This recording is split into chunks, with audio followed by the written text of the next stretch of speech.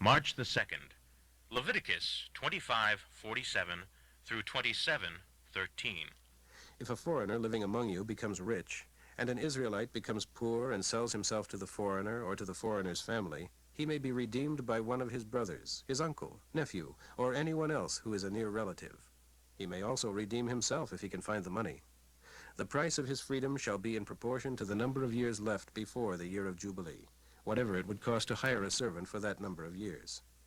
If there are still many years until the Jubilee, he shall pay almost the amount he received when he sold himself. If the years have passed and only a few remain until the Jubilee, then he will repay only a small part of the amount he received when he sold himself. If he sells himself to a foreigner, the foreigner must treat him as a hired servant rather than as a slave or as property. If he has not been redeemed by the time the year of Jubilee arrives, then he and his children shall be freed at that time. For the people of Israel are my servants. I brought them from the land of Egypt. I am the Lord your God.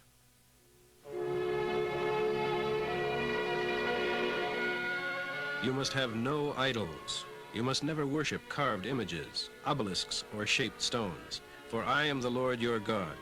You must obey my Sabbath laws of rest and reverence my tabernacle, for I am the Lord.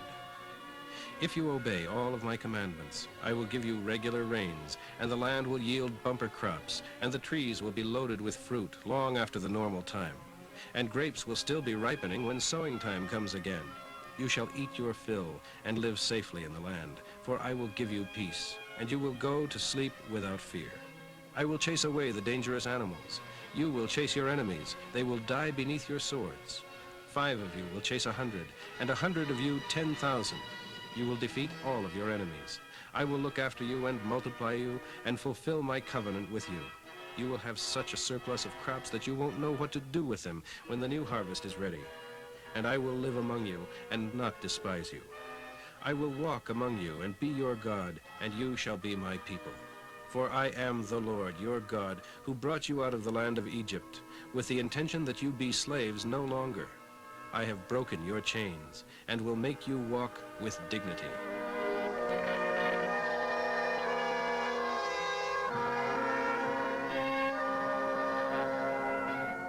But if you will not listen to me, or obey me, but reject my laws, this is what I will do to you. I will punish you with sudden terrors and panic, and with tuberculosis and burning fever. Your eyes shall be consumed, and your life shall ebb away. You will sow your crops in vain, for your enemies will eat them. I will set my face against you, and you will flee before your attackers. Those who hate you will rule you. You will even run when no one is chasing you. And if you still disobey me, I will punish you 7 times more severely for your sins. I will break your proud power and make your heavens as iron and your earth as bronze. Your strength shall be spent in vain, for your land shall not yield its crops, nor your trees their fruit. And if even then you will not obey me and listen to me, I will send you 7 times more plagues because of your sins. I will send wild animals to kill your children and destroy your cattle and reduce your numbers so that your roads will be deserted. And if even this will not reform you, but you continue to walk against my wishes, then I will walk against your wishes. And I, even I, will personally smite you 7 times for your sin. I will revenge the breaking of my covenant by bringing war against you. You will flee to your cities, and I will send a plague among you there, and you will be conquered by your enemies. I will destroy your food supply so that 1 oven will be large enough to bake all the bread available for 10 entire families, and you will still be hungry after your pittance has been doled out to you. And if you still won't listen to me or obey me, then I will let loose my great anger and send you 7 times greater punishment for your sins. You shall eat your own sons and daughters, and I will destroy the altars on the hills where you worship your idols, and I will cut down your incense altars, leaving your dead bodies to rot among your idols, and I will abhor you. I will make your cities desolate and destroy your places of worship, and will not respond to your incense offerings. Yes, I will desolate your land. Your enemies shall live in it, utterly amazed at what I have done to you. I will scatter you out among the nations, destroying you with war as you go. Your land shall be desolate and your cities destroyed. Then, at last, the land will rest and make up for the many years you refuse to let it lie idle, for it will lie desolate all the years that you are captives in enemy lands. Yes, then the land will rest and enjoy its Sabbaths. It will make up for the rest you didn't give it every 7th year when you lived upon it. And for those who are left alive, I will cause them to be dragged away to distant lands as prisoners of war and slaves. There they will live in constant fear.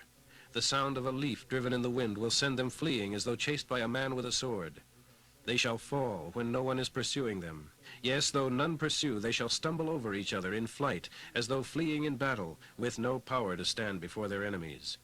You shall perish among the nations, and be destroyed among your enemies. Those left shall pine away in enemy lands because of their sins, the same sins as those of their fathers. But at last they shall confess their sins, and their fathers' sins of treachery against me. Because they were against me, I was against them, and brought them into the land of their enemies. When at last their evil hearts are humbled, and they accept the punishment I send them for their sins, then I will remember again my promises to Abraham, Isaac, and Jacob.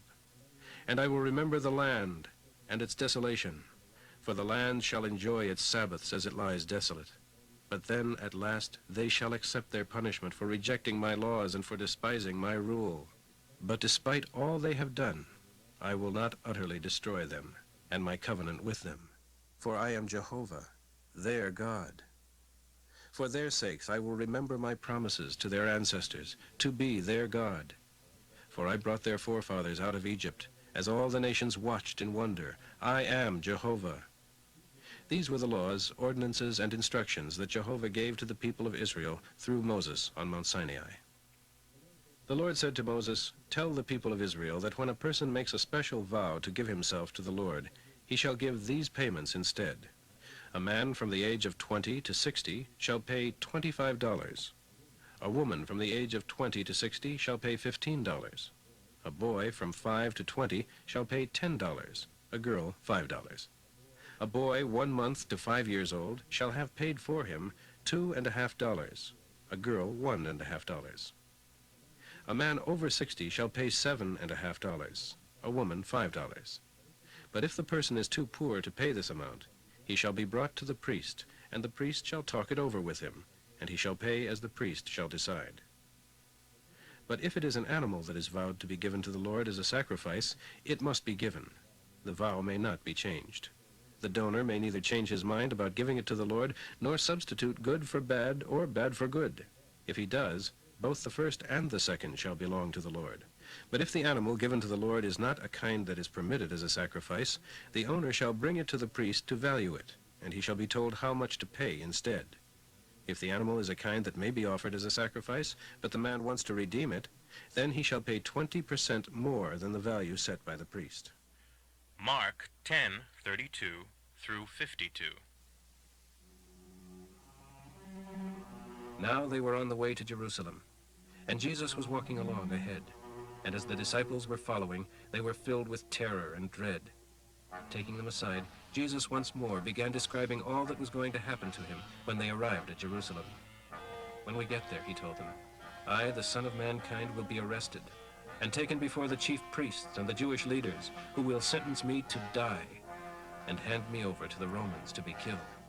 They will mock me and spit on me and flog me with their whips and kill me. But after 3 days, I will come back to life again.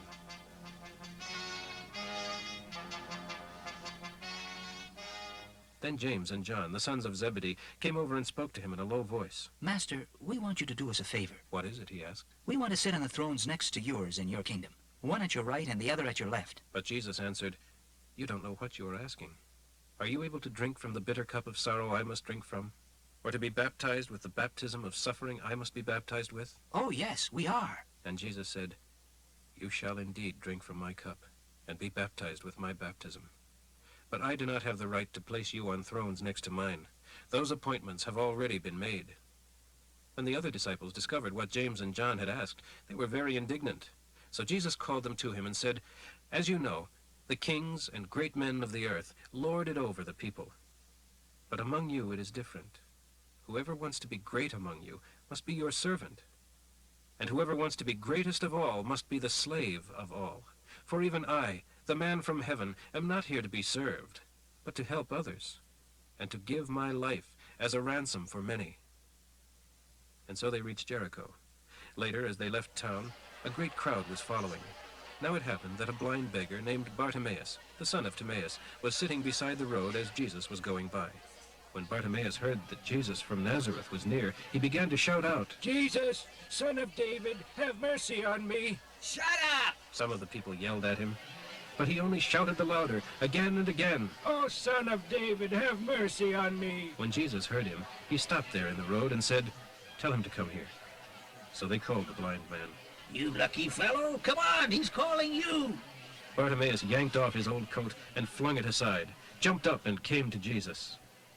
"What do you want me to do for you?" Jesus asked. "Oh, teacher, I want to see." And Jesus said to him, "All right, it's done. Your faith has healed you." And instantly the blind man could see and followed Jesus down the road. Psalm 45, 1 through 17. My heart is overflowing with a beautiful thought. I will write a lovely poem to the king, for I am as full of words as the speediest writer pouring out his story. You are the fairest of all. Your words are filled with grace. God himself is blessing you forever.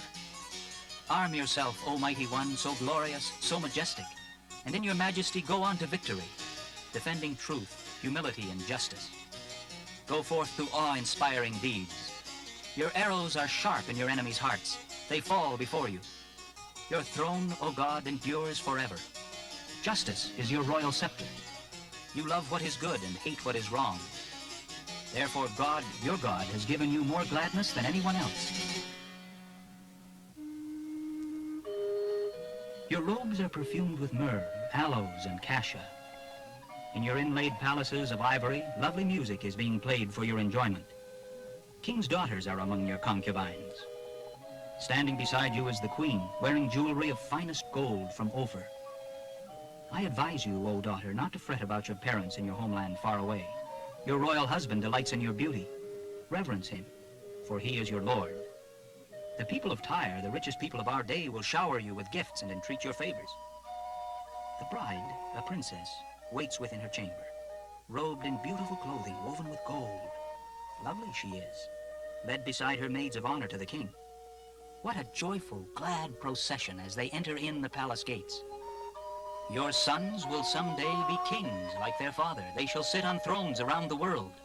I will cause your name to be honored in all generations. The nations of the earth will praise you forever. Proverbs for today, 10:22. The Lord's blessing is our greatest wealth. All our work adds nothing to it.